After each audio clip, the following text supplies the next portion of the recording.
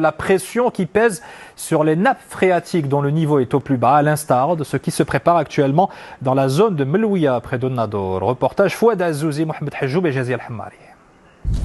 Si la saison agricole à Bnioukil, près de Nador, s'annonce bonne pour les betteraves sucrières, le spectre de la pénurie d'eau plane plus que jamais sur les agriculteurs. Cette culture gourmande en eau doit désormais s'adapter aux nouvelles réalités et changer les méthodes d'irrigation.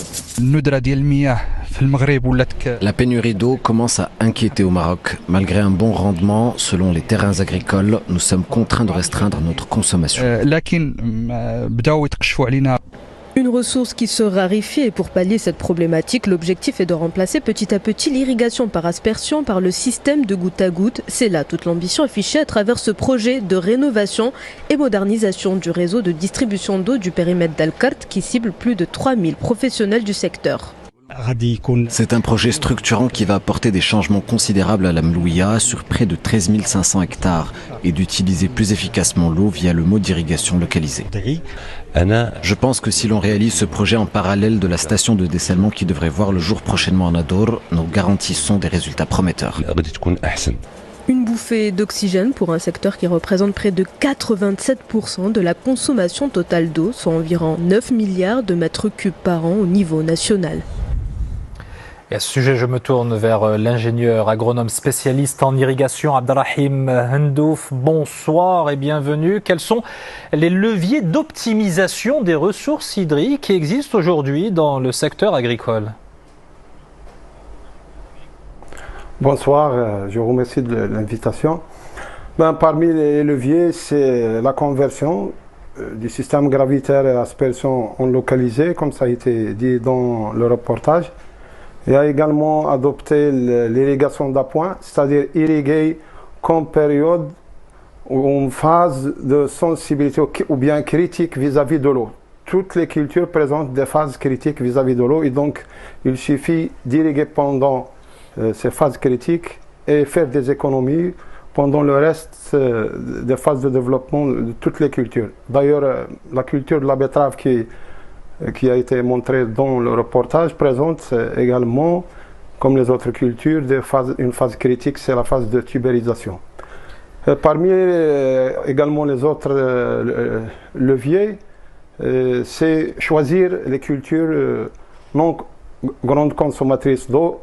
À mon avis, cultiver le palmier dattier sur des milliers d'hectares dans la région de Bournib et utiliser l'eau de nappes fossiles pour les irriguer, c'est une erreur monumentale à éviter, dans l'avenir, même à proscrire. D'ailleurs, le gouvernement, dans ce sens, il a interdit la culture de la pastèque dans la région de Zagora. C'est une bonne chose. Il faut revoir le système de Alors, à l'image de ce qui se fait du côté de Nador et que l'on évoquait à l'instant, comment pousser les agriculteurs à opter pour des systèmes d'irrigation plus efficaces et à recourir aux techniques que vous évoquez? Là, je voudrais soulever un problème. Bon, c'est une bonne chose de faire la reconversion vers le goutte à goutte, mais ce n'est pas suffisant. Parce que dans le système localisé, il y a différentes techniques. Donc il faut choisir la technique qui soit adaptée au sol, au type de culture et au climat de la région. Et également, comme j'ai dit, il faut maîtriser les besoins en eau des cultures pour convaincre et sensibiliser les agriculteurs. Il faut mettre en place un système d'encadrement, un système de sensibilisation. Malheureusement, aujourd'hui, dans beaucoup de régions au Maroc, l'agriculteur, surtout le petit et le moyen agriculteur, est délaissé à lui-même. Le conseil et l'encadrement laissent à désirer. Avant, on faisait des essais de démonstration, même chez les agriculteurs, dans les stations expérimentales qui existaient dans les différents périmètres irrigués. Malheureusement, toutes ces stations ont été fermées ces dernières années.